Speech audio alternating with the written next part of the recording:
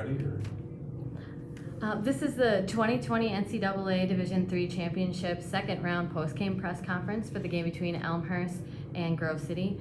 With us is head coach Steve Lammy and student athletes James Wells and Nate Peters.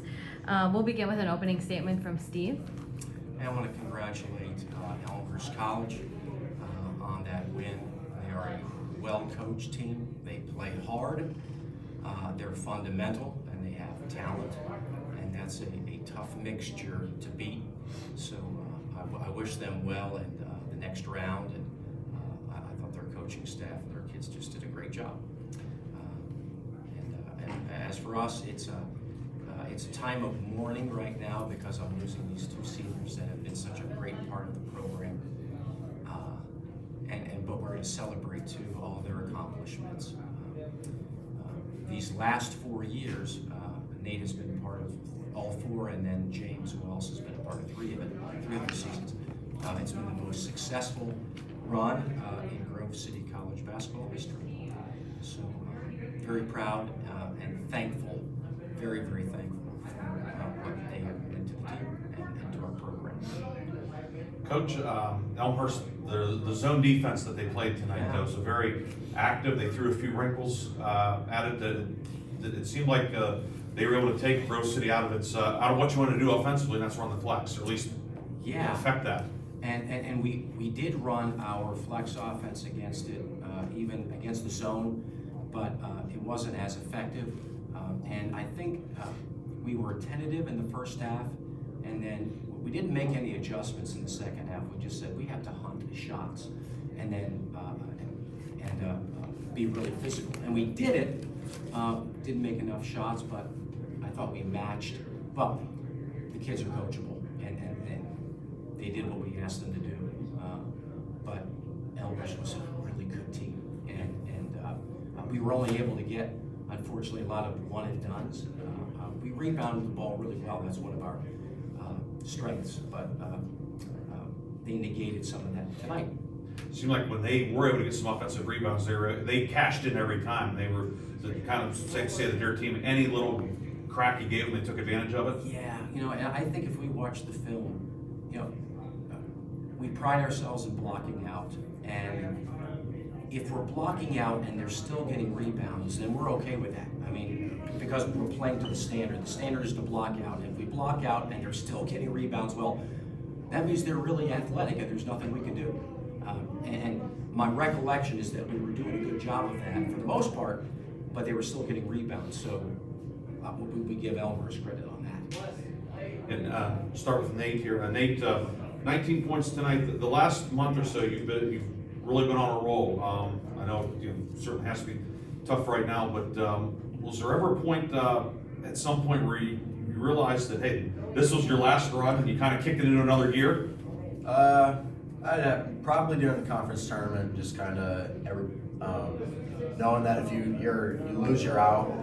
So just taking really, I guess, extra care of those games, and just I don't want to say extra effort because you always go into the game playing your hardest, but I mean, you jump off the cliff without a parachute.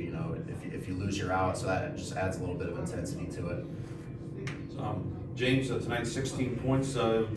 Offensively, you hadn't quite been putting up the numbers you had for most of the season, but it seemed like you hit some shots early. And did it give you kind of a shot in the arm there in the first half?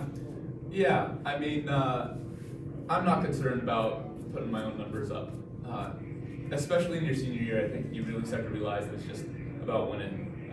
And my role for a lot of the year was scoring the ball, but of course Nate went on an incredible run at the end of the season, and sometimes you just got to feed the pig when he's hot, and he was hot, as hot as any teammate I've ever had, and it feels good to have a good game going out, but at the same time, having slow games that we won, I would never take back, because all I really care about in the end is winning.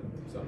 You mentioned winning. 21 wins this year, tying the school record. Grove City's played basketball since 1898. The only other team to win 21 was 1983. Coach was a sophomore that year. What does that mean to you guys and to you, Coach, to win 21 games, which 21 seasons are hard to come by? What what's it mean to you guys to go out 21 wins and of course a conference title? I think it's just it's a testament to how hard the whole team has worked all year. We started October 15th, and even well before that, right when everybody got on campus, we were getting after each other. It's funny, I was joking around with Coach today because I knew he was on that 1983 team. I was telling him that we were the greatest Grove City team of all time. He kind of brushed it aside, but we had fun this year, and we just worked our tails off every day, and it showed in the end. So, I did brush that aside, because there is being a part of that 1983 team, I have a little bit of pride. But Yeah. I said, well, you can't write history while you're actually going through it. But I think what's really special for me is that we started the season 0-4, and I'll tell the story.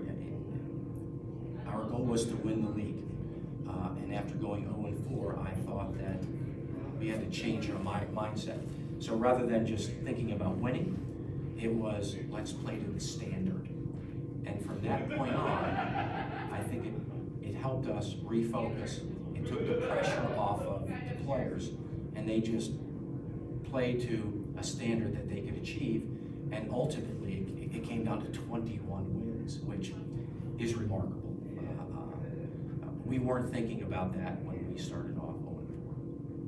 Then for you as a coach, how again, it's still fresh. How rewarding has it been for you to be 0-4 and then 4-7, but then to get on a roll in conference play, to win the conference title against the oldest rival Grove City has in Geneva, and then to win the first ever opening round game in program history last night, and then for all three of you to have all those accomplishments that in 5 years when you come back for the reunion, in 10 years, in 20 years, when you're older men. What's that mean? How special is that? It is historical, because we won a first round NCAA game for the first time in program history, and this is the 6th time I think that we've been to the NCAA tournament. And what was special, and I said this last night after the Worcester game, but we were celebrating, but we had about, I think, 8 former players in that represented different teams. They were here to cheer us on, and then they had the opportunity to celebrate that first tournament win. So it was like the brotherhood was back. It wasn't just this team, it was a string, a generation, a couple generations of teams celebrating that win. And really, things don't change much at Grove City in terms of how we play different, but we think that the standard has not changed. And so if a 1970s graduate from Grove City College and he played basketball here, if he sees what we did this year, he's different offense, but same type of standard. And that's what we try to achieve. So then last thing, go ahead, James. Just to jump on top of that, this is a program that's still building too. I think all three of us really believe that. There's a lot of young guys that are on this team that we're leaving this team in really good hands. And I mean, Coach Lammy's been a pleasure to work out with and to be coached by and learn under. And I mean, I guess I just say anybody who's watching this, thinking about going to Grove City, do it, because it's going to be one of the most rewarding times of your life. And I got choked up talking to the team after the game, but I mean, it's all happiness. Like, I couldn't be happier about my time here. And if you come to Grove City, play for Coach Lammy, you're going to be happy. All right, so well, thank you so much, Coach Lammy, Thanks. Nate, and James, and really congratulations on making it to the Thank you. NCAA D3 championships. Thank you. All right.